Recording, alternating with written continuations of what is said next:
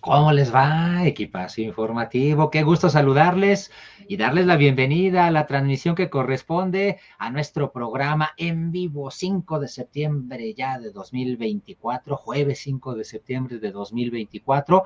O muy buenos días a quienes están despertando esta mañana con nosotros en nuestra transmisión como en vivo que corresponde al viernes 6 de septiembre del 2024.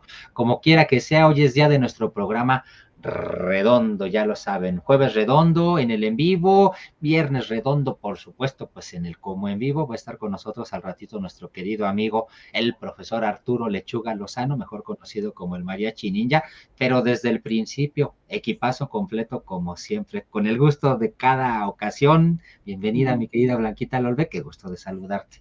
Igualmente, mi querido Carlos Castellanos, ¿cómo estás? ¿Cómo están todos ustedes? Bienvenidos, los que se van sumando poco a poco a la transmisión, qué bueno que nos acompañan. Y yo creo que para que no se nos haga tarde, mi querido Carlos, nos arrancamos. Hola, Caosfera, ¿cómo estás? Nuestra moderadora en YouTube, ya muy atenta a sus comentarios. Bueno, como te decía, como les decía, pues vamos arrancándonos de una vez a los hashtag en tendencia, ¿no? Vámonos volando. Vámonos corriendo precisamente que el tiempo apremia.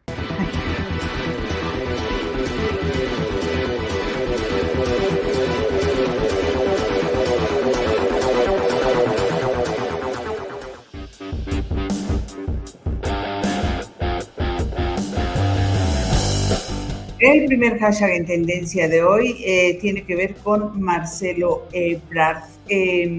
Él y Juan Ramón de la Fuente emitieron una carta que va dirigida tanto al diario The Washington Post y al embajador Ken Salazar, que como ustedes saben han sido los dos que han criticado pues la reforma al Poder Judicial que se está empujando desde el oficialismo en nuestro país.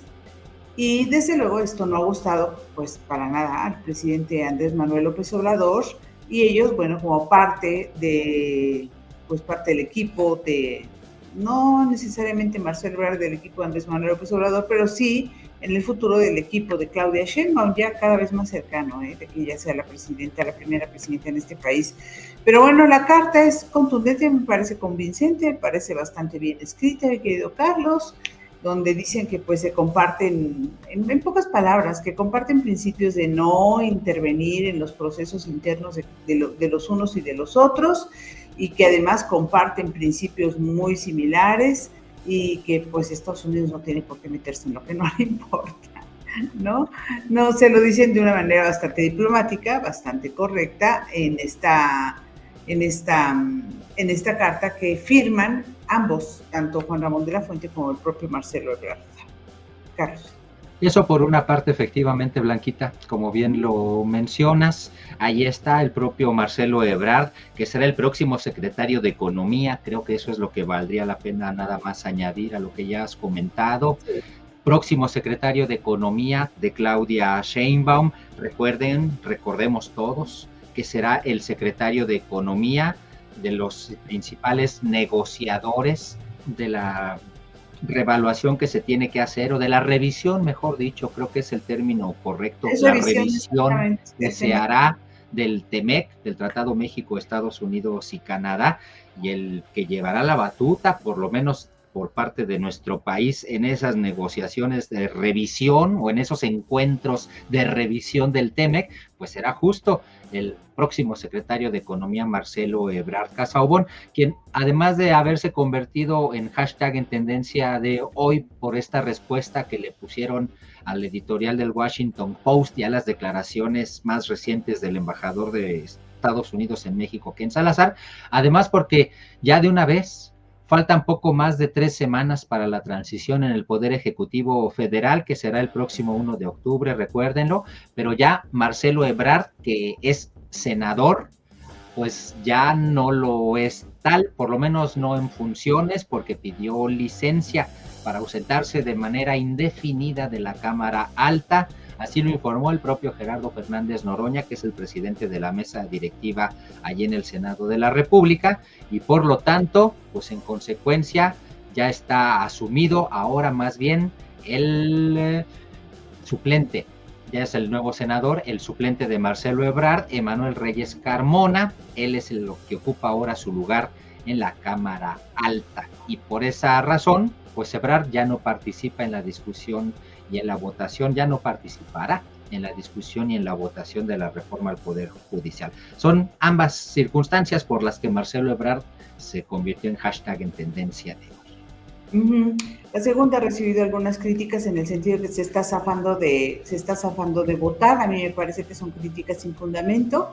Simple y sencillamente ya tienen que empezar a retirarse para empezar pues a asumir, pues a hacerse cargo del proceso de transición de manera más directa, ya tan cercana a la fecha del cambio de poderes.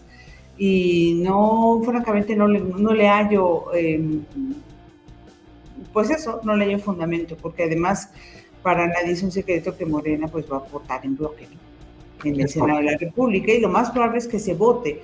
Hay varios llamados de analistas en el sentido de que sí es necesario, pero que la detengan un poco, que reflexionen, que analicen ciertas cosas que hay que trabajar y tal, pero bueno, pues habrá que esperar un poco más a ver qué resuelven en el Senado de la República, y ya lo estaremos platicando, Carlos. Por supuesto que sí. Mientras tanto, Marcelo Ebrard se convirtió por todas estas razones en nuestro primer hashtag en tendencia de hoy. Fíjate que precisamente, perdóname, justo en torno a lo que decía yo de las críticas, dice Curiosidad, Ebrard habrá decidido pedir licencia o lo hicieron a un lado. No, yo creo que tiene que ver con el encargo que está por asumir, no es cualquier cosa la Secretaría de Economía, ¿no? Me parece que es más bien por ese lado. Yo creo que vamos a estar viendo que esto sucede ya en los próximos días, semanas, no sé. No es posible saber cuándo renunciará cada uno de los que están en funciones ahora, pero creo que poco a poco se irán pues retirando, ¿no?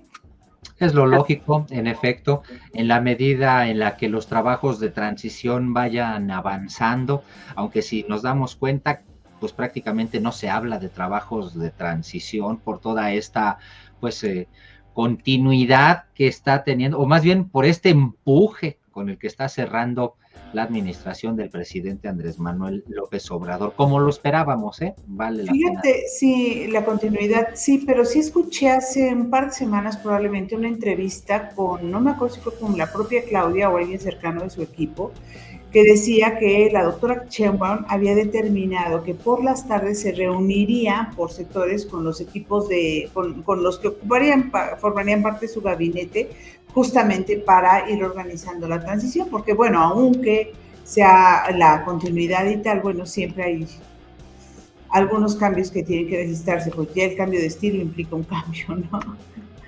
Dice Ale Duyur, yo creo que fue su premio de consolación después de haberlo hecho a un lado respecto a Ebrard. Muy lamentable ese cierre que ya se veía venir, es lo que nos dice Ale Duyur. Bueno, sí, respecto al premio de consolación es muy probable que era lo que hayan convenido incluso con Marcelo Ebrard desde antes, ustedes lo saben, cuando estaban todavía como cuando no se decidía en teoría a quién sería el candidato de Morena, el presidente mismo les prometió que los que no salieran, los que no resultaran de los que competían, pues se iba a quedar uno, pues todos iban a tener algún papel en la futura administración, y bueno, pues están cumpliendo, ¿no? Ahí está Marcelo Ebrard, ahí está Augusto López, Adán Augusto López, y ahí está también Gerardo Fernández Noroña. El que me falta es Manuel Velasco. ¿Dónde anda? Pues también en el Senado de la República, si no me falla la memoria, Blanquita, tienen que andar por allí todos, ninguno debe de faltar, más bien, pues cada quien acomodándose en el lugar en el que le corresponda. Y Marcelo Ebrard, pues pareciera ser ya con esta carta respuesta para el Washington Post y para el embajador de Estados Unidos en México, Ken Salazar, y con la licencia pedida en la Cámara Alta, pues está demostrándonos que en efecto a él lo que más le apura es ya empezar a calentar motores para ocupar su cargo como próximo secretario de Economía. Pues ahí está, en ese tono respondió. Bien, ese es nuestro primer hashtag en tendencia de hoy, Marcelo Ebrard. Segundo hashtag en tendencia, Nueva York, y tiene que ver, otra vez con Estados Unidos, fíjate como el anterior, una de las razones del anterior, pero en esta ocasión nada que ver con el gobierno, sino con el Mayo Zambada. Sus abogados habían dicho, porque había intenciones de Estados Unidos de trasladarlo a la Corte de Brooklyn ante el juez Cohen, el mismo que juzgó tanto a García Luna como al Chapo Guzmán.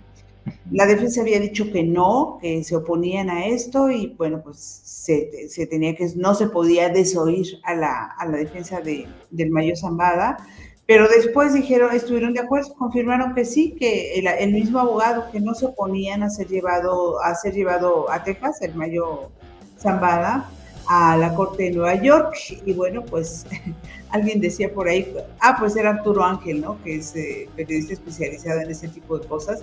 Decía, se viene la novela y no puede uno evitar recordar pues estos dos juicios efectivamente tan taquilleros, novelescos, largos también, y hay que decirlo, también costosos para Estados Unidos. El de García Luna no termina, por ejemplo.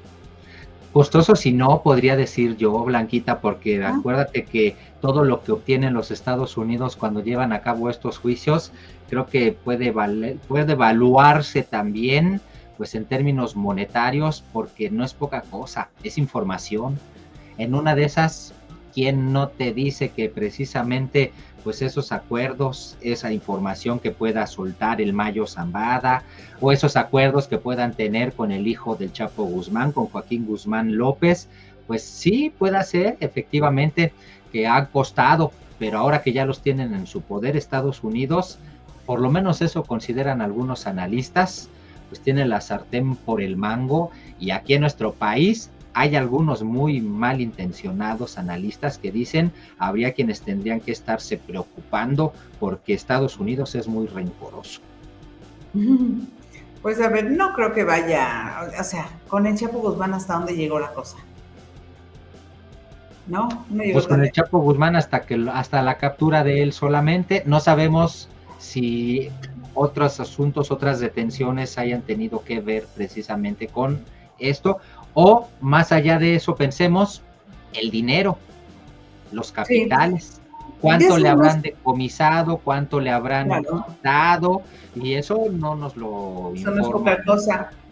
Oye, una gaceta en las mañanas. Lo que sí se sabe es que Estados Unidos guarda la información, no necesariamente la da a conocer de manera inmediata, guarda la información para el momento en el que le parezca oportuno por las circunstancias que sean que se puedan dar. Así es que, pues eso es lo que es lo que es el estilo, digamos, de los Estados Unidos. Bueno, no hay mucho más que decir al respecto de Nueva York, ¿no? Es correcto. Nuestro segundo hashtag en tendencia de hoy solamente.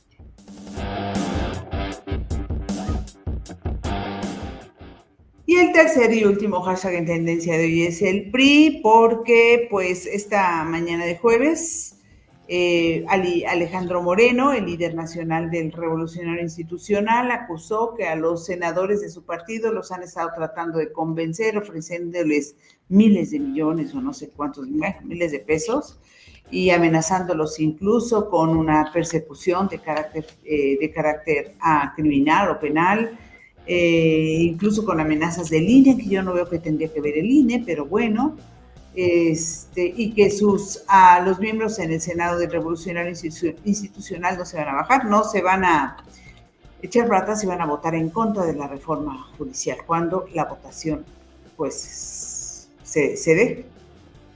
El próximo domingo es muy probable que ocurra, Blanquita, en el Senado de la República, cuando se dé esta votación, conforme se van desarrollando los tiempos y respetando de hecho los tiempos parlamentarios, la discusión y votación de la reforma en materia de Poder Judicial es muy probable que en sus términos se dé en el Senado de la República el próximo domingo, así que el lunes podríamos estar amaneciéndonos ya con información al respecto, o más bien podrían amanecerse los senadores ahora, en tal caso, si es que hay reservas, como ocurrió en la Cámara de Diputados, 17 horas, recordemos, fueron de sesión allá justamente en la Cámara Baja, para que a final de cuentas, pues como dijeron la mayoría de los medios, la aplanadora oficialista consiguiera e hiciera lo suyo, Lo consiguieron a pesar de que hay suspensiones, había en ese entonces, en ese momento, suspensiones provisionales, supuestamente para que sesionaran,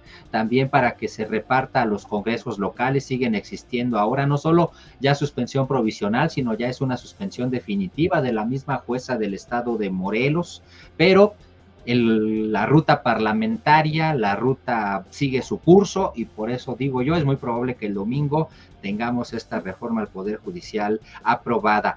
Pero se puso bien interesante, se puso bien interesante, exacto, falta una cosa, un Judas, un Judas, dicen todos. ¿Quién será? ¿Lo conseguirán?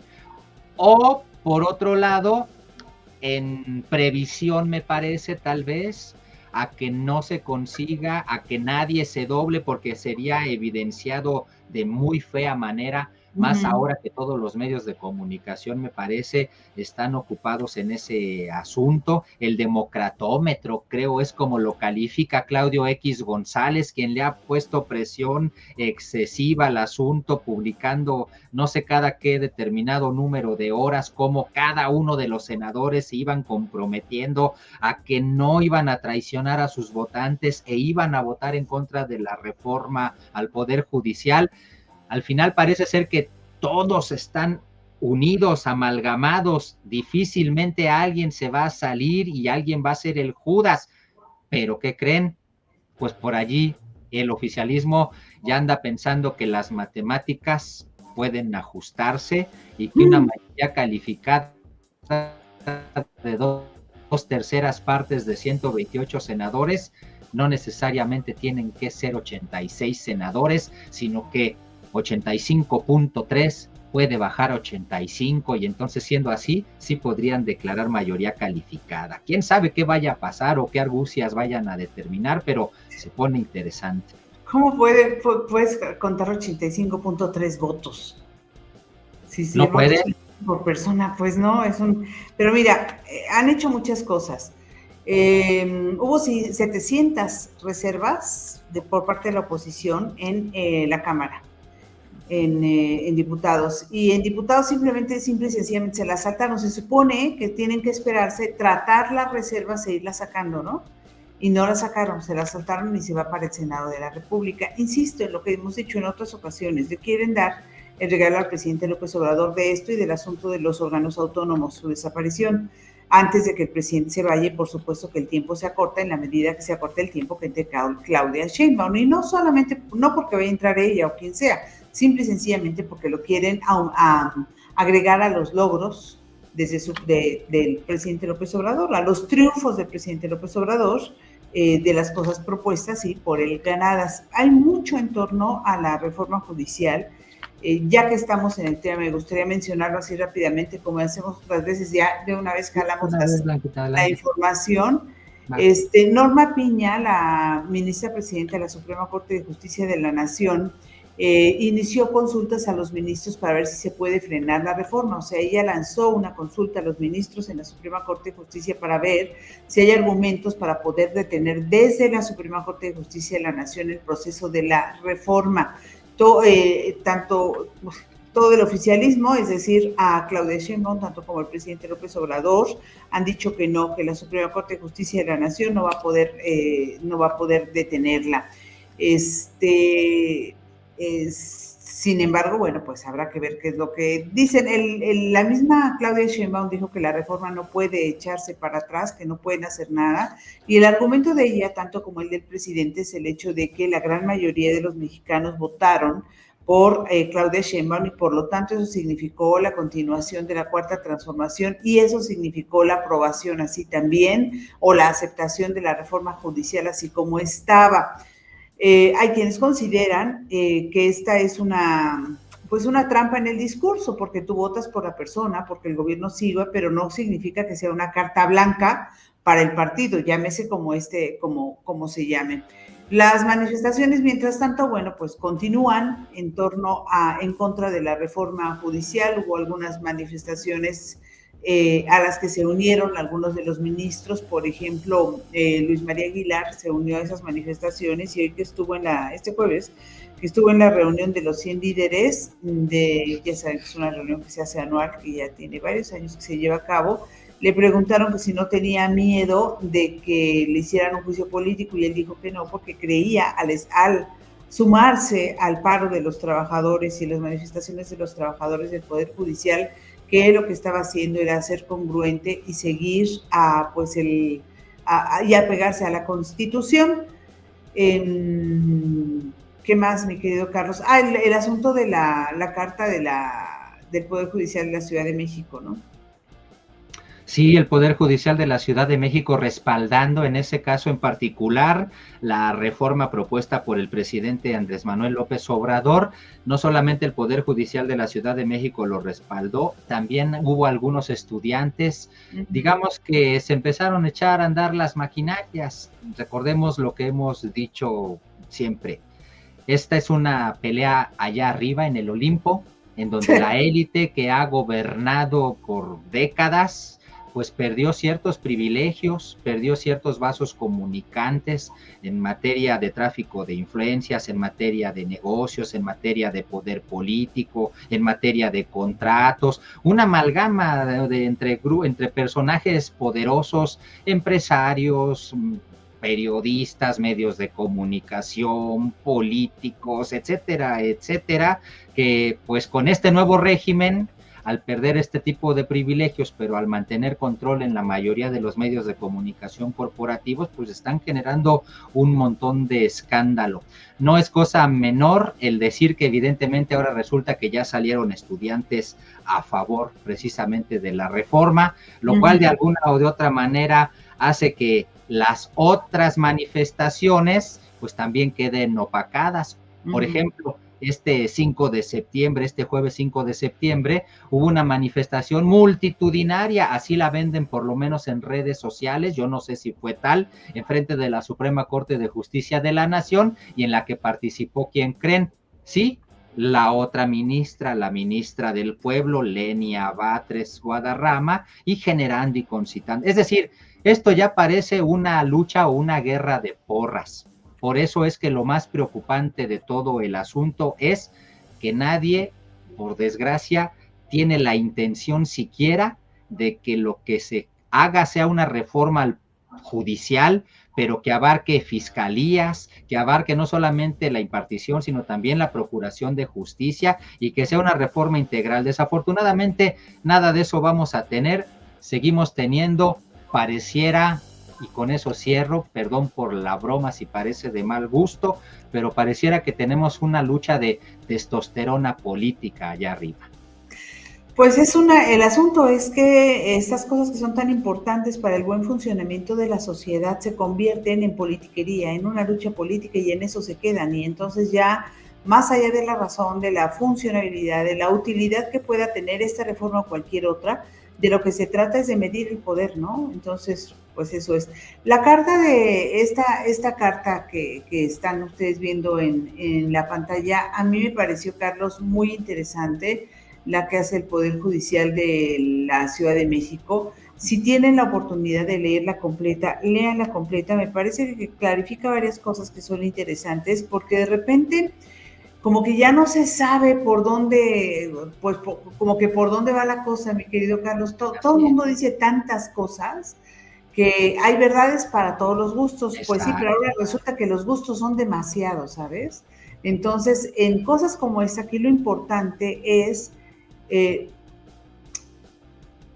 a entender, ni siquiera hablar, pensar en qué es lo mejor y qué es lo peor, ni de qué lado te puedes poner, ni nada, para no entrar en esta lucha política infructuosa y pues que nos vuelve inútil.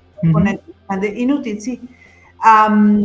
Pero entender de qué va la reforma, ¿no? Simple y sencillamente, yo creo que eso es lo que nos debería ocupar como en términos generales como ciudadanos. Es correcto. Ahí está la carta, está en las redes sociales, está en X, en varios posts de la propia Procuraduría de Justicia de la Ciudad de México, y bueno, Mario Delgado obviamente lo compartió, y con él algunos otros miembros de Morena. Es correcto. Ya veremos cómo se desarrolla esta ruta legislativa, porque lo más probable es que se apruebe a como dé lugar, a pesar de que ya hay un amparo, una suspensión definitiva, como decíamos. Esa suspensión definitiva sería para que una vez que aprueben la minuta también en la Cámara de Senadores, no la envíen a los congresos locales. Eso es lo que pide esta suspensión definitiva, que no se envíe, lo cual implicaría pues detenerla. Pero ¿ustedes creen que Morena, teniendo todo el poder y todo el control que tiene, no la va a enviar? Obviamente la va a enviar. ¿Y qué dirán en la oposición? Una vez más, lo mismo que dicen que ocurrió en la Cámara de Diputados, que hubo desacato. Pues desacato o no, pero ellos le van a seguir. Y a final de cuentas, ¿qué fue lo que hizo la ministra Norma Piña ahora al pedirle a sus pares de la Suprema Corte de Justicia de la Nación, pidiéndoles consejo para que los ministros de la Suprema Corte voten y definan si la Corte tiene la capacidad de detener precisamente ese proceso legislativo porque les perjudica? Esa es prácticamente la tarea que le pone Norma Piña a los ministros. ¿Y saben a quién se la dio? Cosa curiosa o interesante, ese proyecto le cayó a la ministra, si no me falla la memoria, fue a, bueno, no recuerdo si Loretta Ortiz o Yasmín Esquivel o a la misma Lenia Batres, pero le cayó a una de las, creo que Lenia Batres es la ministra a la que le cayó este proyecto, a la ministra Lenia Batres, y ella tiene que hacer un proyecto, pues evidentemente en respuesta a esto que está pidiendo la ministra presidenta Norma Piña. Uno entenderá que el proyecto que se entregue, pues tendría que ser diciendo que la Suprema Corte de Justicia de la Nación no tiene facultades para detener el proceso legislativo. Pero ¿qué creen?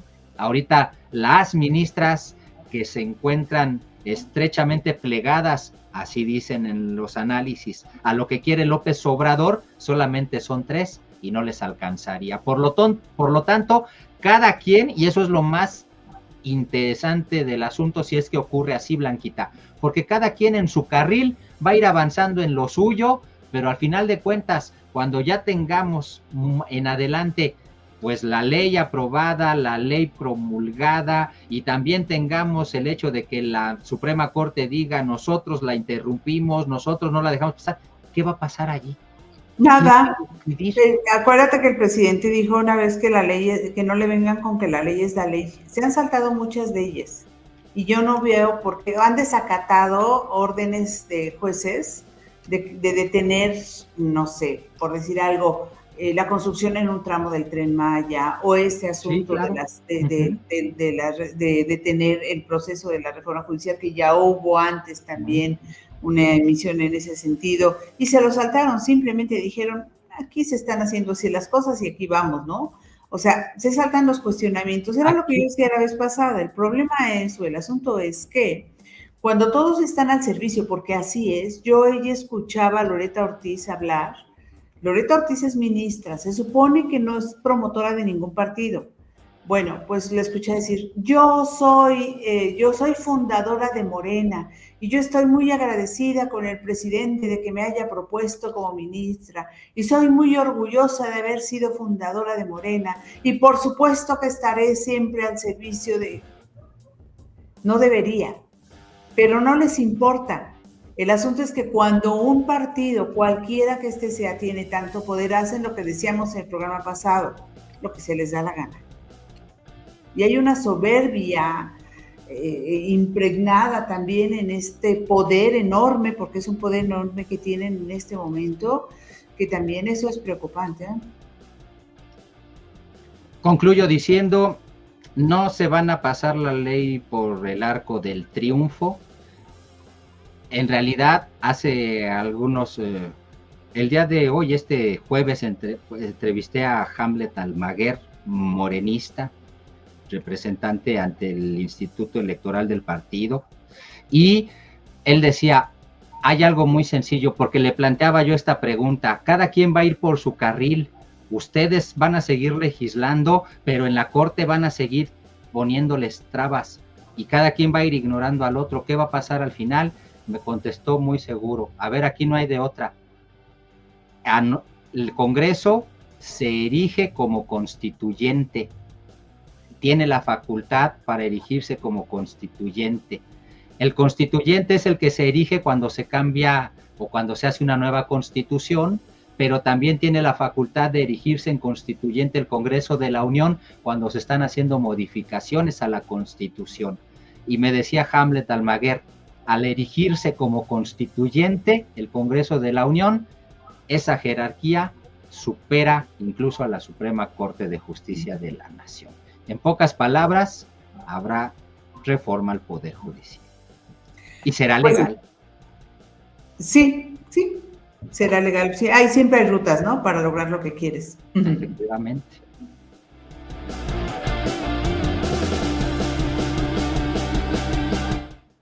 Llegamos hasta ahí con los hashtags en tendencia de hoy. Y vámonos a las efemérides.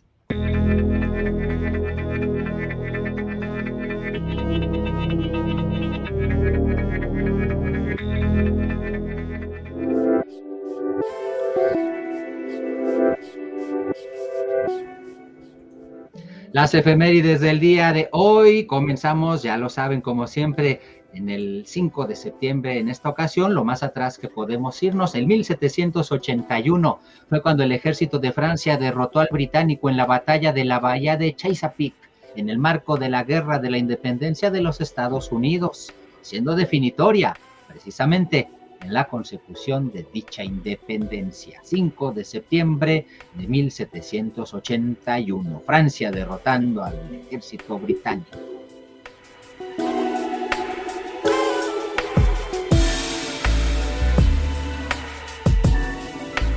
Nos damos un saltote en el tiempo hasta el 5 de septiembre de 1987, cuando se llevó a cabo en los Estados Unidos la primera separación de siameses craneópagos unidos por la parte posterior de la cabeza. Estuvo a cargo del neurocirujano Ben Carson.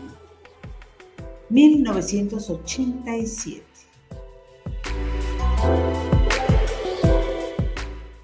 El 5 de septiembre, pero del año 1989, la Federación Internacional de Atletismo invalida el récord del mundo de los 100 metros al atleta canadiense Dwayne Johnson. ¿Le suena el nombre? Sí, por dopaje. 5 de septiembre de 1989. Creo que fue uno de los primeros grandes escándalos en ese sentido.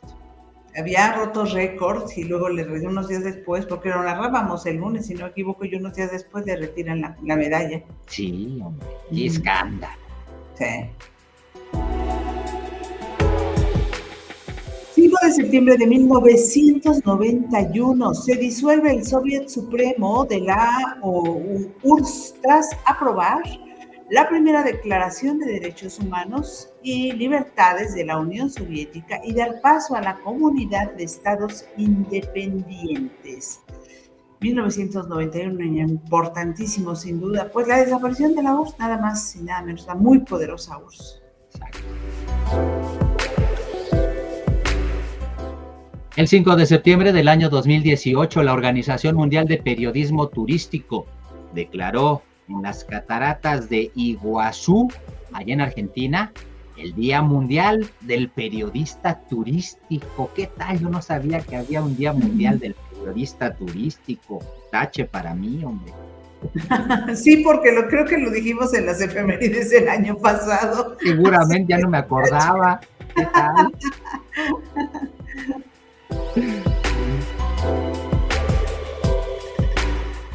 6 de septiembre, vamos al 6 de septiembre de 1822. La Inquisición es eliminada en Portugal por los constitucionalistas. Esta había sido establecida por Juan III el Piadoso. Contradicciones tiene la vida, ¿verdad? Qué apodito que no le venía para nada. No, en absoluto. Son los tiempos, los juicios van según los tiempos que se viven. Vamos a hablar del 6 de septiembre ahora precisamente, pero del año 1901, un poquito ya más acá. El presidente de los Estados Unidos en ese entonces, William McKinley, sufrió un atentado y murió días después.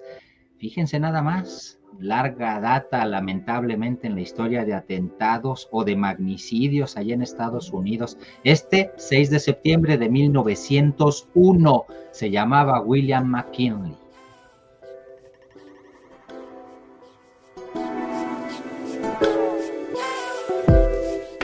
El 6 de septiembre de 1941 se instaura la orden en Alemania nazi de vestir la estrella de David con la palabra judío a todos los judíos mayores de 6 años en los territorios ocupados por los alemanes.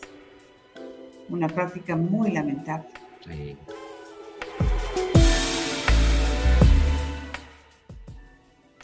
El 6 de septiembre del año 1943 fue cuando se fundó, fíjense desde cuándo, el Instituto Tecnológico y de Estudios Superiores de Monterrey, aquí en México, por supuesto, desde el 6 de septiembre de 1943. Hoy tiene campus pues, en varias partes de la República Mexicana, por lo menos en la Ciudad de México y en el Estado de México, sí.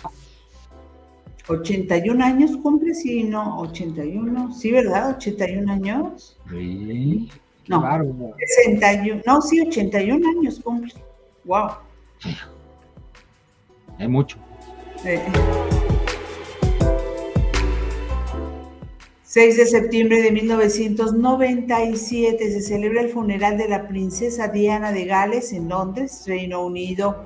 Asistieron más de 1 millón de personas y bueno, los telespectadores también fueron millones alrededor del mundo. Era muy querida Diana de Gales. En estos tiempos habría sido un influencer, seguramente. Sí. 6 de septiembre del 2007, y con esta cerramos las efemérides. El 6 de septiembre del 2007, el ejército de Israel bombardea a la población civil de Siria, Deir ez-Zor, así se dice, Siria, por las sospechas de que hubiera materiales nucleares de Corea del Norte. ¿Cómo ve? 6 de septiembre del 2007, el ejército israelí bombardeando a la población civil de Siria por sospechas de que tuviera materiales nucleares de Corea del Norte. No, pues si los pretextos siempre han existido. Luego leí que fue hasta 2018 que lograron confirmar que en efecto habían destruido una planta de Corea del Norte, pero pues era población civil, ¿no? Qué mal. Pues hasta aquí las efemérides del día. Dos comentarios. May Guzmán dice, les deseo compartir que el día de hoy cumplo 21 años de ser docente de diseño y no lo creo, parece que fue ayer, así se pasa la vida, querida May Guzmán. Sí, lo comparto con ustedes, debido a que ustedes son un gran ejemplo de profesionales. Gracias, May, por la distinción, muchas gracias. Por lo pronto te mandamos un abrazo, felicitación y un reconocimiento porque sabemos de tu enorme compromiso con tus educandos, con tu alumnado. Muchas felicidades, efectivamente. Y eso que tú comentas, el hecho de que parece que fue ayer, no lo creo, eso me parece es la mejor muestra de que tu trabajo lo has venido desempeñando muy bien y con muchas ganas, porque a mí me pasa lo mismo. Curiosidad se me dice, mi comentario peca de inocente, pero los legisladores, diputados, los del gabinete, etcétera, del partido que sean, ¿no deberían trabajar y ser leales a los ciudadanos y no al presidente en cargo? No. ¡Ay, qué bárbaro! Ese es lo ideal, eso es lo ideal, pero no sucede. Y por acá arriba un comentario de Berta Margarita Garduño. Hola Berta, dice que hace un momento, ella lo escribió a las 21:12, hace más de media hora, hace un momento hubo un microsismo en algunas alcaldías de la Ciudad de México. Ahí está, efectivamente, un rápido microsismo sacudió a la Ciudad de México, dice la sección de Ciudad de Reforma. El movimiento fue perceptible en las alcaldías Benito Juárez y Álvaro Obregón, colonias como Mixcoac, San Pedro de los Pinos y del Valle. Esperemos que todos estén bien. Fue microsismo nomás. Ajá, pues vámonos a lo que sigue. Ya está ahí tras bambalinas nuestro querido amigo el profesor Arturo Lechuga Lozano, pero es el mariachi ninja para los cuates.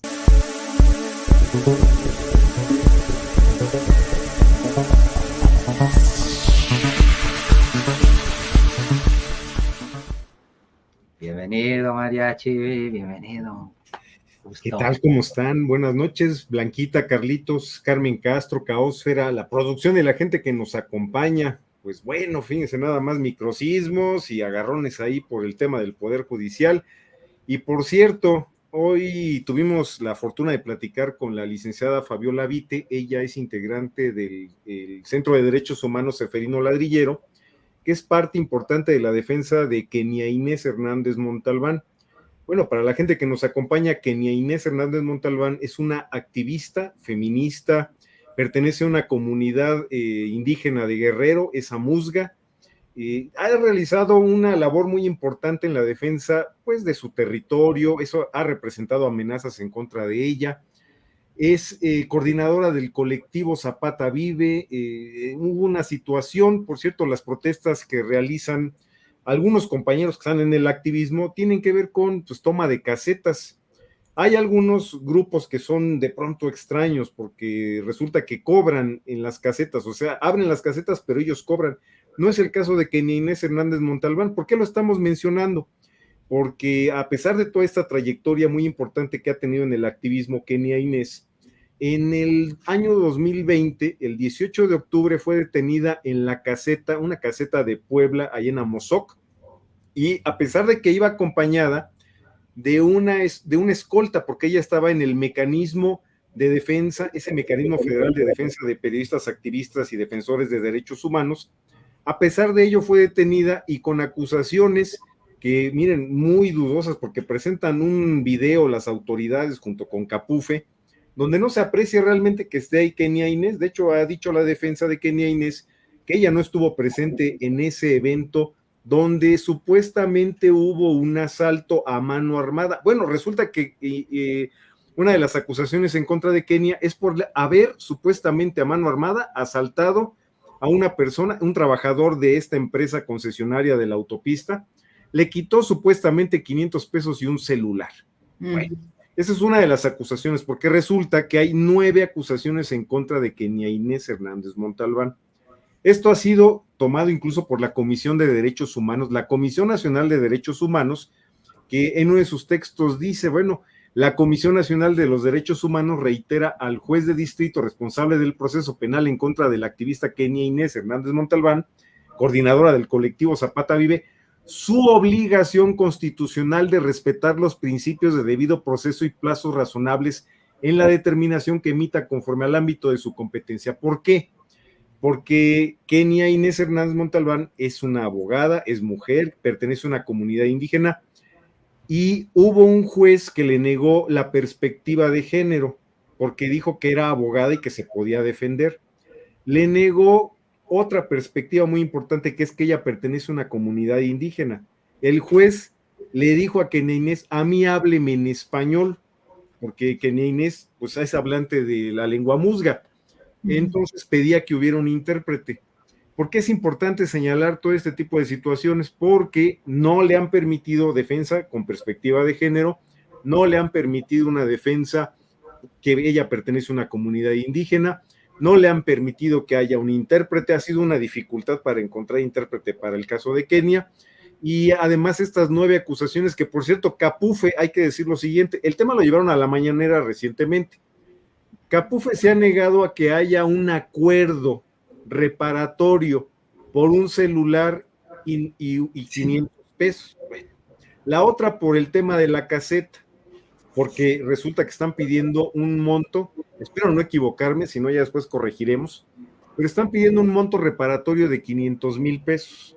Bueno, hemos de pensar que es por el tema de lo que no recaudó la caseta, y hay que también enfatizar que Kenia Inés no pertenece a estos grupos donde sí cobran a aquellos que toman las casetas, cobran a los automovilistas, siempre se ha opuesto Kenia Inés a eso. Y este caso ha sido acompañado por la Comisión Nacional de Derechos Humanos, el Instituto Federal de la Defensoría Pública, el Centro de Derechos Humanos Seferino Ladrillero, bueno, organismos internacionales como ONU Derechos Humanos, ha estado también pendiente de este tema. Capufe se ha estado negando al acuerdo reparatorio, opone esta cantidad muy grande. Y hay que decir lo siguiente, van a organizarse, nos ha dicho la licenciada Fabiola Vite, una especie de boteo o de colecta para recaudar fondos, nos ha dicho que se hará una cuenta de bancaria con toda la transparencia para que la gente sepa que ese dinero va a ser para Capufe, no va a ser para otra situación que podría malinterpretarse. Luego hay unos malintencionados que luego sueltan algunos comentarios de que si realmente esos dineros llegan a donde deben. Bueno, esto sería para Capufe y también para ir llevando a que esta autoridad, Caminos y Puentes Federales, que defiende más a empresas concesionarias que realmente a los ciudadanos, no se siga negando al acuerdo reparatorio, porque hay que recordar que son 9 acusaciones respaldadas por Capufe, o que está llevando Capufe en contra de Kenia Inés Hernández Montalbán. Entonces nos avisan las compañeras del Ceferino Ladrillero, compañeras y compañeros, que para octubre se tiene pensada realizar esta acción, que acudiremos con las compañeras y compañeros de los medios, como ustedes siempre solidarios, para darle difusión a esto, para poder apoyar a que se dé esta situación que conlleve a que Capufe acepte el acuerdo reparatorio.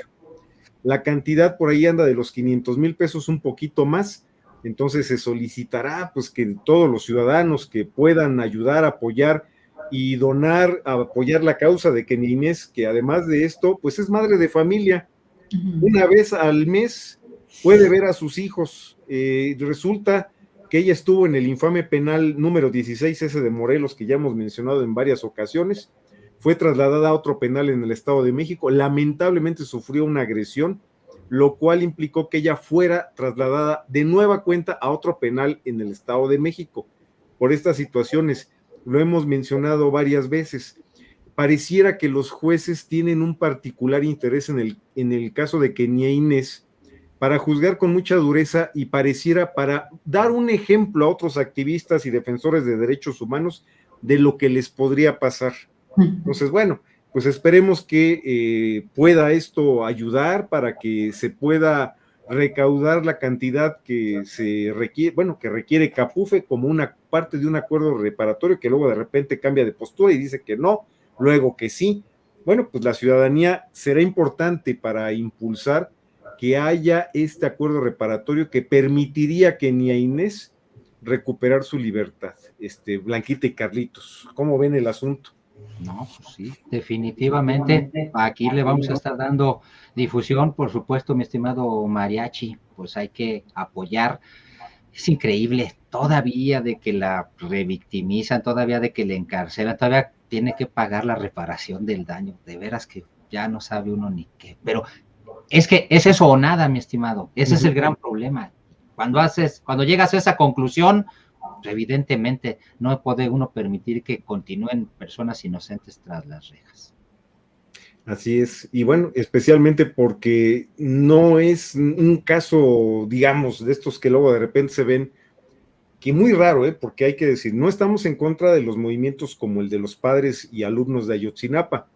¿Por qué lo digo? Porque usualmente han tenido eventos de toma de casetas y ninguna autoridad se presenta ahí para detenerlos. Alguna vez tuvieron un incidente con la Guardia Nacional que hasta aventaron un tráiler, pero no hubo una consecuencia de que detuvieran a alguien y le sometieran a un proceso como al que han sometido a Kenia Inés Hernández Montalbán. Por eso decimos, no estamos en contra de los compañeros que realizan activismo tomando casetas, pero en el caso de Kenia Inés es muy evidente, o sea, la situación, ella estaba en el mecanismo de protección, ese mecanismo federal, estaba acompañada por una escolta, y entonces, ¿cómo fue que ocurrieron esos hechos que aduce la autoridad? Bueno, hemos de pensar, y lo han señalado en varias ocasiones, pues que se trató de una fabricación de delitos, Blanquita y Carlitos. Entonces, bueno, por eso estaremos ahí pendientes para esto que se va a hacer la recaudación, para poder llevar a Capufe a que acepte un acuerdo reparatorio. Bien. Oye, ¿ya hay fecha exacta de esta cooperación y cómo la van a hacer? Va a ser en octubre. ¿Pero todo el mes de octubre o...? Vamos a ver cuánto, porque nos decía la licenciada Fabiola que van a sacar un cartel, van en las redes sociales, o sea, nosotros nos estamos adelantando un poquito, pero sí para de una vez poner esto sobre la mesa y que también por ahí la autoridad lo vaya tomando en consideración, que le diga a Capufe, porque el presidente también me comentaban que en días pasados volvieron a llevar el tema de Kenia. No he visto esa participación, voy a buscar, pero me comentaron hoy en donde el presidente pues deja la posibilidad de que antes de que se vaya, de que termine su gobierno, pues se podría abordar el tema de Kenia Inés. Entonces esperemos que así. Dicen, fíjense, ahorita encontré la nota, está en Comunicadores, un medio del Estado de México. Presidente brinda esperanza a Kenia Hernández. Bueno, dice, antes de que termine su mandato se podría resolver el caso de la defensora de derechos humanos presa en el penal de Catepec. Yo nada más veo un inconveniente, ¿no? Están en disputa con el Poder Judicial. Sí. Y ahorita, o sea, eso también es una situación que detiene los casos, las revisiones. Entonces, bueno, ojalá el presidente, las autoridades, Capufe, y que empecemos un poquito antes de que lancen el cartel ya con todos los elementos necesarios para saber la cuenta, la duración, el monto específico. Ya les estaremos platicando, Blanquita, respecto a esto, pero pues les agradecemos, Blanquita y Carlitos, que nos permitan ir anunciando con antelación lo que vendrá en acciones para Kenia Inés Hernández Montalbán.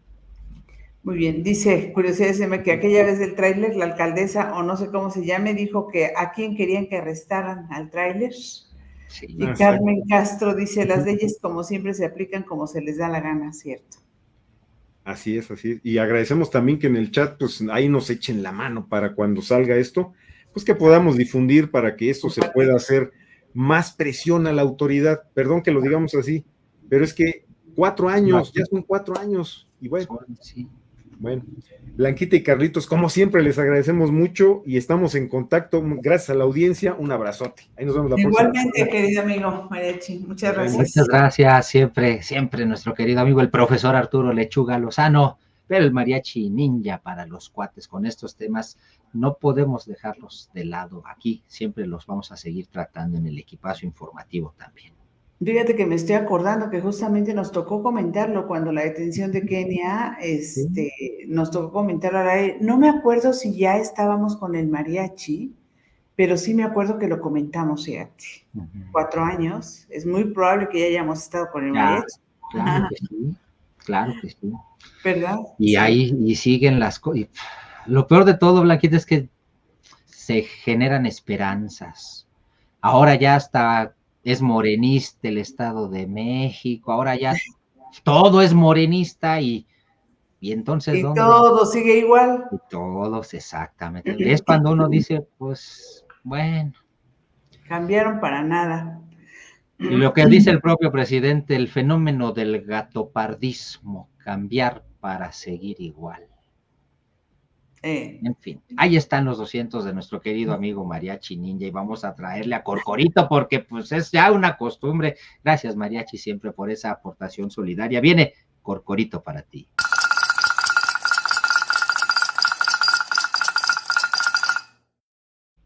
Muchas gracias. Muchas gracias, querido amigo. Ese apoyo sí se ve. Sí se ve. Dice Carmen que sería interesante la opinión del Mariachi Ninja sobre ese tema tan mencionado de la reforma judicial. Lo ha comentado por ahí de pasadita, nos está escuchando. Si él agarra la bola, la pelota, querida Carmen, pues podría suceder la próxima semana. Si es que él quiere hacerlo. Oye, qué lamentable el caso de esta atleta olímpica canadiense, Rebecca Cheptegei, de 33 años de edad, que ha perdido la vida después de que ella era originaria de Uganda, murió a las 5:30 de la mañana. ¿Qué fue lo que pasó? Pues que el novio le echó gasolina y luego le prendió fuego. 75% de quemaduras en su cuerpo y el asunto, por supuesto, que le costó la vida. Ella estaba llegando al supermercado con sus hijos menores de edad cuando su pareja la sorprendió lanzándole combustible y enseguida le prendió fuego. Yo no sé qué le pasa a la gente que de repente pierde así la cordura y hace esto y luego enfrente de los hijos también.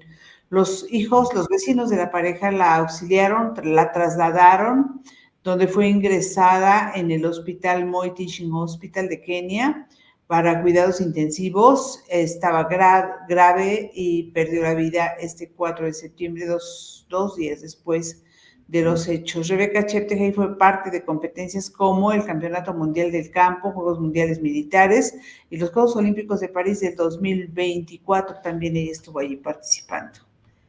Descansa en paz. Pues sí. Y lamentablemente, más hechos de violencia en el plano internacional. Un estudiante de 14 años fue el autor de un tiroteo en una secundaria en Georgia que dejó 4 muertos este miércoles. Y lamentablemente, entre los fallecidos hay una persona de nacionalidad mexicana, por desgracia. Uh-huh. Van a juzgar al autor, aunque tenga 14 años, como adulto por asesinato. Fue detenido. 14 años y detuvieron al papá, fíjate, porque resulta que el papá en diciembre, ¿a quién se le ocurre? Le regaló el rifle, un rifle grande, si no me equivoco, era como una especie de AK-47, una de esas que utilizan aquí los narcos. Qué bárbaro. Esas armas, se lo regaló en diciembre. ¿A quién se le ocurre, por más culto que haya por las armas en Estados Unidos, una arma tan poderosa, regalársela a un chamaco de 14 años? Entonces, por eso detienen al papá y lo van a juzgar también al papá por homicidio culposo, si no me equivoco. Son 2, como fueron 4 los muertes, las personas fallecidas. Uno es por asesinato en segundo grado y 8 cargos de crueldad hacia niños. Ay. Al papá. Cultura estadounidense le llaman. Pues sí, caray. El dólar este jueves amaneció bastante altito, amaneció en los 20 pesos con 02 centavos, según lo publicado en el Diario Oficial de la Federación. Eso fue muy tempranito, luego ya fue bajando. Ayer estaba en 19.81, bueno, ayer el miércoles estaba en 19.81, 19 pesos la semana pasada. En fin, que ha ido variando. Lo que vi en el Universal es encabezado algo tan preocupante como escandaloso. Peso mexicano desbanca al argentino y se convierte en la divisa más perdedora del 2024. Pues hay especialistas que consideran que va a estar fluctuando ya los 19 pesos. Sí, eso es algo que sea muy probable por allí. Ahora, no hay que perder de vista, querido Carlos, equipazo, que este tipo de fluctuaciones con mucha frecuencia se dan cuando hay procesos electorales. Y ahorita hay proceso electoral en Estados Unidos, hay proceso electoral en México, y hay no proceso electoral, el cambio de poderes en México. Es entonces, correcto.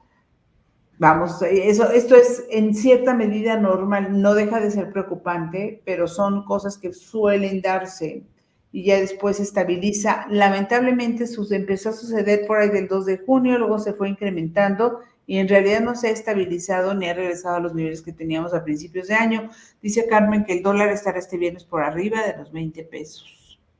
Sí, ese es el asunto. La cotización alrededor del 20 alarmó precisamente, y de hecho empresas de Estados Unidos en México frenaron los anuncios de inversión por la que consideran una polémica reforma judicial. También a eso se atribuye justo la depreciación del peso frente al dólar y que haya roto el techo de los 20 pesos como no lo hacía desde algunos años. Porque las empresas estadounidenses regularmente hacen un anuncio público de cuánto van a invertir, era lo que se esperaba.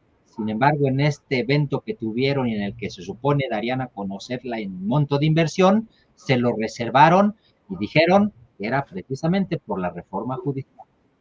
Oye, dice Carmen, los mercados especulan por lo que pasa en todo el mundo, se dice de todo y parece chisme.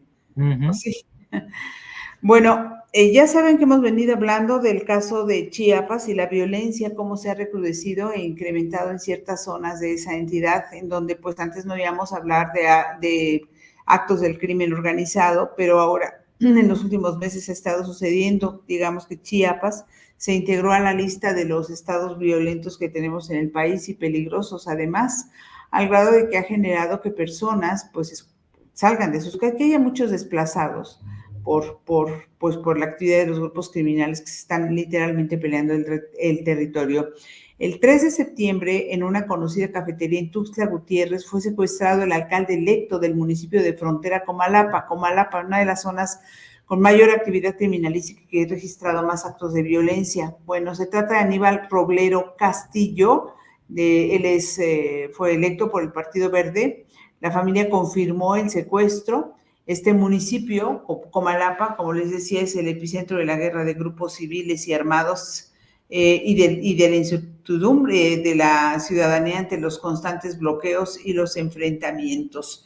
Ante esta situación, varias veces lo ha dicho el presidente López Obrador en sus mañaneras, que son riñas entre vecinos, que se están peleando, que son conflictos ejidales, en fin, minimizando y menospreciando a quienes habitan en la zona. Pero el padre, el sacerdote Miguel Cardona, que es sacerdote en Tuxtla Gutiérrez, pues lanzó un sermón bastante fuerte a los elementos de la Sedena y a Rutilio Escandón, el gobernador del estado, por fingir, les dijo, que en Chiapas no pasa nada, por negar la realidad. Me gustó esto que dijo de que acepten que no pudieron, salgan con dignidad. ¿Escuchamos un fragmento? Porque creo Si que está la quieres, dura 2 minutos 18 segundos. Tú me dices en qué momento lo quitamos. Venga. Todo honor y toda gloria por los siglos. Pues pidamos por nuestras autoridades de los 3 niveles, ¿verdad? Se manifiesta esta necesidad allá a nivel federal, allá con el presidente de la República, y dice que él tiene otros datos, que no es cierto. Se va aquí con el gober de aquí y dice pues que es propaganda de los medios de comunicación que le trae mala voluntad. ¿Pues cuál propaganda? Si no ves un montón de muertos que están cayendo por donde quiera. ¿Cuál propaganda, señor? ¿Cuál propaganda, Rutilo? ¿Cuál propaganda? No inventes. Nosotros vivimos en las comunidades. Nuestros sacerdotes están en las comunidades rurales y ellos están viviendo y sufriendo esto. ¿Cómo que es mala voluntad de los medios de comunicación? Ay, Señor mío, qué ganas de tenerte aquí enfrente. No para despreciarte, si ya sabes los datos. Y el ejército de manos cruzadas, ¿no? Ahí va a venir el 16, vedettes desfilando con sus metralletas. ¿Para qué? ¿Para qué les sirven sus metralletas y sus riflitos? Para decirle, si el pueblo se levanta, mira lo que les va a pasar. Guardia, ¿qué guardas? ¿Qué guardas? Ahí está. Pues sí. Pues eso es lo que dice el sacerdote en Chiapas. Y es que sí, la verdad es que han actuado con, bueno, iba a decir han actuado con negligencia. No es cierto. Es que ni siquiera han actuado. Sí, se han ocupado más bien de tratar de minimizar el asunto para que no generara. Y no genera, desafortunadamente, eso es lo peor, que no genera, pero no genera soluciones. Ahí está el problema. De curiosidades, me dice el Peje, dirá que es un padre conservador. Pero ¿qué tal? Dicen sus spots, me voy con la conciencia tranquila, avanzamos mucho en Chile. Ay, cada que digo ese spot, me acuerdo mucho de un colega que teníamos en Radio Centro, que siempre decía eso, yo tengo mi conciencia tranquila, y siempre lo decía, y un día éramos muy buenos amigos, y un día le dije, ¿sabes qué? Estoy pensando, yo ya sé por qué tú tienes tu conciencia tranquila.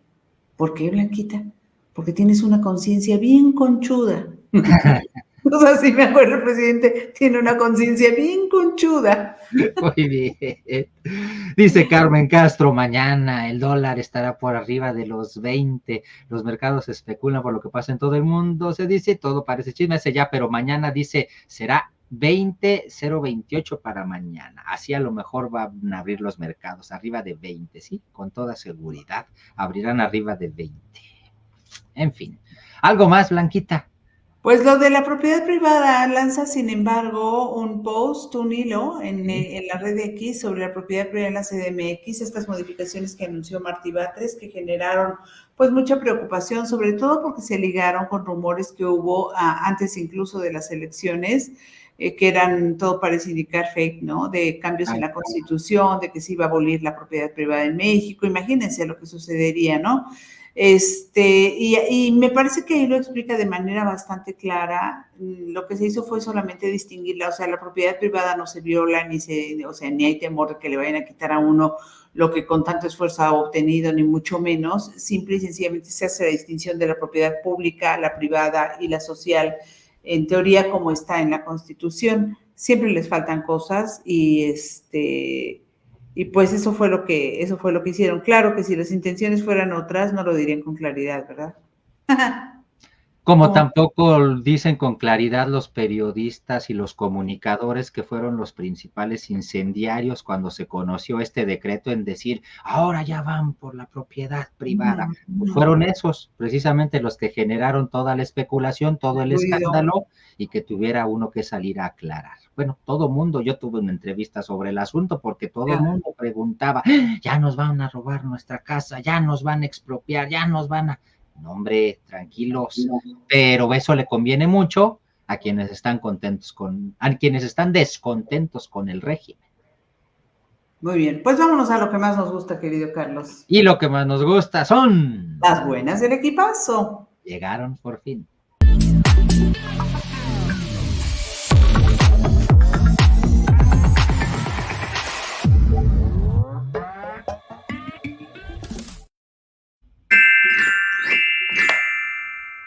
Y como siempre, muchas gracias a nuestro querido amigo José Antonio Cruz Peinado, que es nuestro corresponsal de las buenas del equipazo.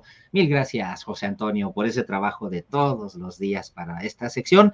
Vamos a comenzar con la primera buena del equipazo. Otro oro para México. Precisamente recuerden que estamos en los Paralímpicos París 2024 y Arnulfo Castorena, paranadador mexicano, consiguió el triunfo en la prueba de 50 metros pecho en la categoría SB2. Arnulfo Castorena se llama, quien ha escrito esta nueva página dorada en su historia y en la de los Juegos Paralímpicos, también de nuestro país, por supuesto.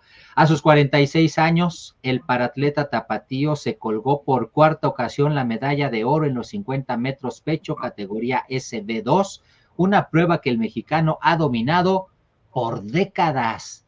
París 2024 no ha sido la excepción. Por si fuera poco, representó esta medalla de oro, la segunda de metal dorado en lo que va de la justa, después de la que fue conseguida por Gloria Zarza. ¿Qué tal? Pues Arnulfo Castorena es otro oro para México, definitivamente. Decir por acá, Caosfera nos dice que esta es una buena del equipazo. Muy bien ganada. Elizabeth Aguirre nos dice, fueron 2 oros en cuestión de minutos. Ahorita vamos a ese. Carmen Castro dice, una buena del equipazo, muy dorada. Muchas gracias.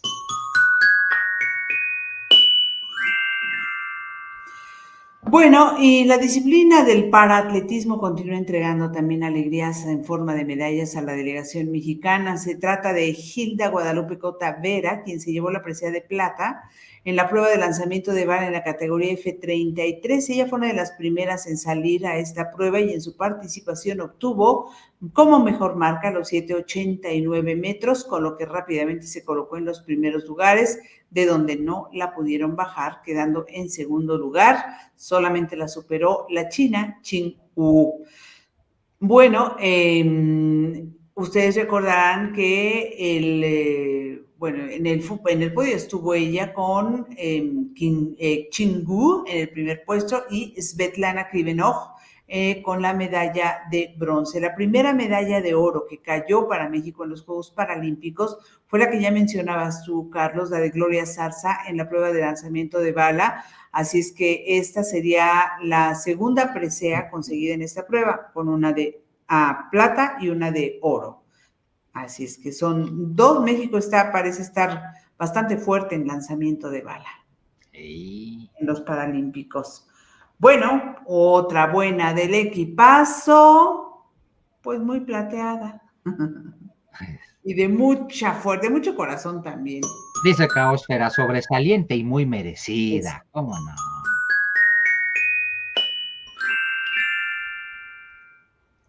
Olímpica y exitosa. Dice, otra buena, muy olímpica y exitosa. Muchas gracias. Gracias a las 2. Va la Vamos tercera. con la que sigue entonces. Alumna del CONALEP, el Colegio Nacional de Educación Profesional Técnica en Veracruz, se posiciona, imagínense nada más, entre los 10 finalistas para el Premio Nobel de la Educación. Ni más ni menos, otorga $100,000 a quienes hayan tenido un impacto real en el aprendizaje, en la vida de sus compañeros y en la sociedad. Nuestra protagonista, quien tenemos en pantalla, se llama Ángela Elena Olazarán Laureano, tiene 17 años y logró ubicarse entre los primeros 10 lugares, entre más de 11,000 jóvenes de 176 nacionalidades, destacando esta mexicana por su esfuerzo y dedicación. Originaria de Papantla, Veracruz, Ángela cursa la carrera profesional técnico bachiller en informática en el CONALEP 244. Ella, precisamente, esta joven, pues ahora, al haber obtenido en 2023 el primer lugar del National Student Prize de entre más de 1,400 estudiantes de nivel medio superior, pues nos informa que cursaba el cuarto semestre de preparatoria cuando presentó el proyecto Ixtliltón, un asistente médico a distancia con inteligencia artificial, desarrollado con la metodología ciencia, tecnología, ingeniería y matemáticas, metodología STEM. Este Ixtliltón ofrece diagnóstico clínico con base en la sintomatología que comunique el paciente en español o en tutunacú, lengua perteneciente a las comunidades de Papantla. Evita, por supuesto, la saturación de centros hospitalarios en periodos de contingencia, como ocurrió durante la pandemia. ¿Qué tal? Ángel Elena ya es alumna de excelencia académica, bicampeona nacional de robótica, medalla de plata en la Olimpiada Veracruzana de Informática 2022, ganadora del tercer lugar del programa Tiny con el proyecto Ixtliltón y embajadora de CEO Spaces Edu for Microsoft dentro del programa Ambassador Student. No, bueno, ya qué más decimos, definitivamente, y como dice Caósfera, esta es una buena del equipazo, académicamente genial y muy mexicana. Y dice Carmen Castro, otra buena del equipazo, muy educativa y rompiendo paradigmas sobre el CONALEP. Ahí también hay alumnos talentosos. Excelente. Dice Elizabeth Aguirre Rodríguez, de mucha superación. Muchas gracias.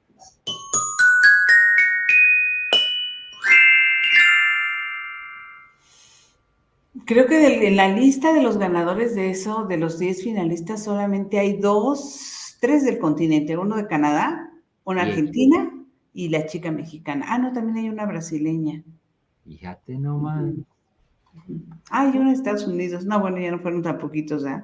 Estaba yo equivocada. Es que hay de Malasia, de Varsovia, estoy viendo, de Dubái, sí, de Buenos Aires, de India, de Turquía, en fin, son los 10 finalistas y se va a anunciar a finales de este mes al ganador. Ojalá que. Sería un gran orgullo, más todavía para México. Bueno, hablando de adolescentes exitosos, nos vamos con Herman Bekele. Él es apodado el niño del 2024 según la revista Time. Él es originario de Etiopía y ha creado un jabón que podría tratar e incluso prevenir múltiples formas de cáncer de piel. Berkeley era curioso desde que nació y comenzó a realizar jabones para lavaplatos desde los 7 años. Mezclaba ingredientes hasta lograr lo deseado, pero la fórmula fue cambiando y perfeccionando gracias a su gran interés por la química. Bekele ganó el programa Young Scientist Challenge a finales de octubre, que organizó la empresa 3M, donde presentó un proyecto novedoso de un jabón capaz de tratar y prevenir el cáncer de piel. Este producto aún no está en el mercado. Herman ya está trabajando en su idea para ejecutarla correctamente. ¿Y dónde lo está haciendo? En el laboratorio de Escuela de Salud Pública de Bloomberg de Johns Hopkins en Baltimore, en los Estados Unidos. El jabón está compuesto por imiquimod, un medicamento que se emplea para distintos tratamientos dermatológicos, entre ellos utilizado para el tratamiento de cáncer de piel, por lo que él quiso acercarlo a las personas que sufren de esta enfermedad en fases primarias. Herman se cuestionó cómo lograr que la mayoría de las personas acepten y usen su producto, así es que se le vino la idea de que todo el mundo usamos pues agua y jabón, así es que crear un jabón sería una excelente alternativa que tendría un impacto internacional. La mezcla no es sencilla, por eso el ganador en el concurso 3M fue determinado que fuese él, justamente porque la mezcla no resulta nada sencilla. Y hasta hoy, pues, está tratando de ponerla en práctica, pues, para llevarla al mercado mundial y de ese modo ayudar a muchas personas que están en fases iniciales de cáncer. Bueno, una buena del equipazo, dice Carmen Castro, científicamente exitosa.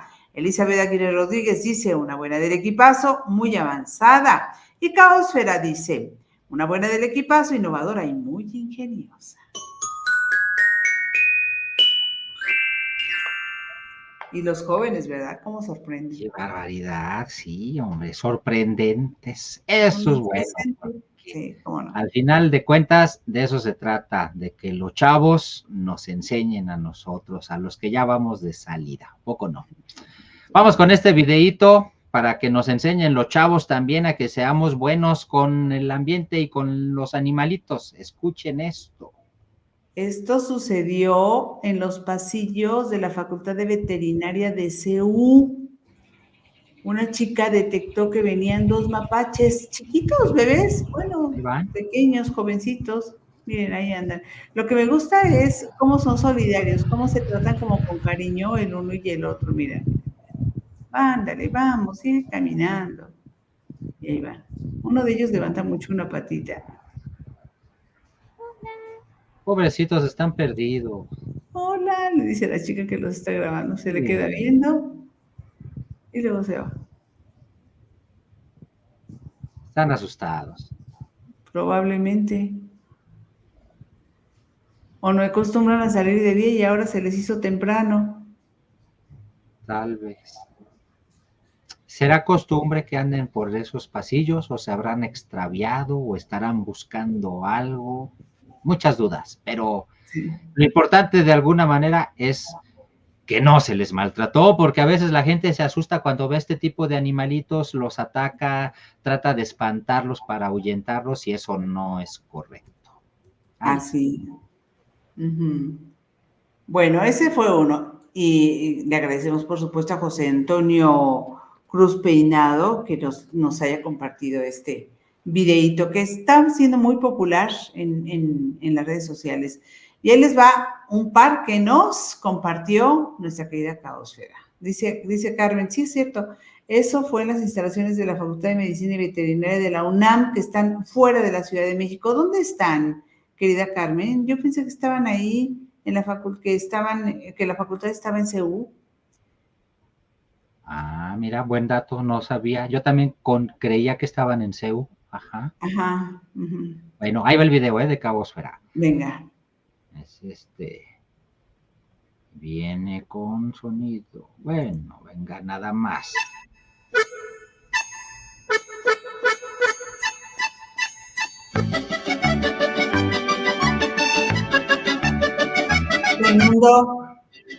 Se inundó la colonia y el perrito dijo, pues eso está divertido.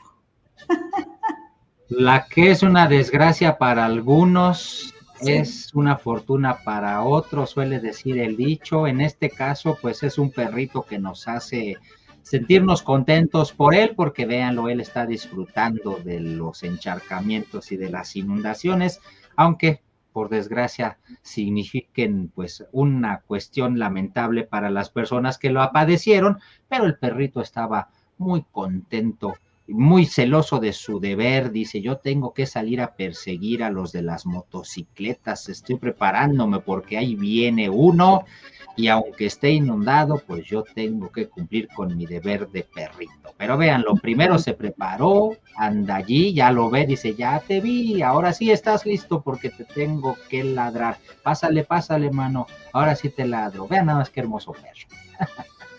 Oye, nos dice por acá, Elizabeth. Ay, sí, dice, no importa que llueva, yo persigo motos, dice el perro, exacto. Pero también nos dice que nos olvidamos del otro medallista de oro. Sí, es Juan Pablo Cervantes, que se obtuvo la segunda medalla. Fueron las que decía Elizabeth que se dieron casi simultáneamente. Él logró el primer lugar en la prueba de 100 metros T54 en el Stade de France.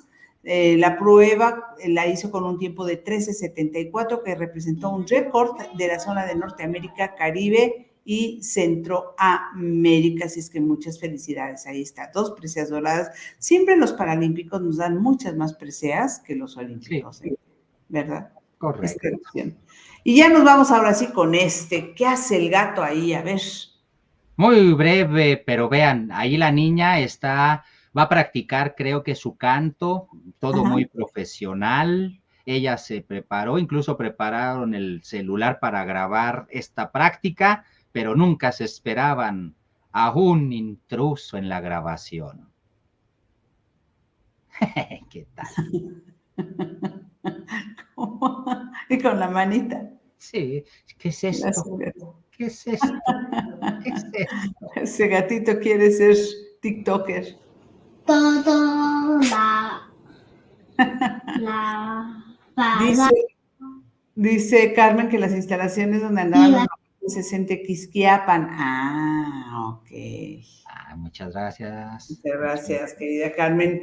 Bueno, amigos, pues con eso nos despedimos. Esperamos que pasen una excelente noche y un muy buen fin de semana.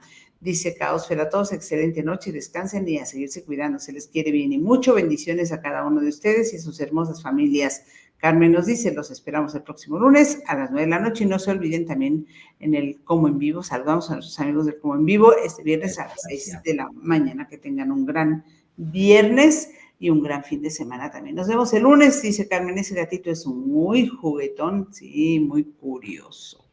Muchas gracias a todos por habernos acompañado, gracias por formar parte de este equipazo informativo. Recuerden, los lunes y los jueves a las 9 de la noche y los Como en Vivo, los martes y los viernes en punto de las 6 horas. Muchas gracias por formar parte de este espacio, porque sin ustedes no estaríamos aquí. Recuerden que el equipazo somos todos. Chao, chao, hasta el lunes. Chao, nos vemos.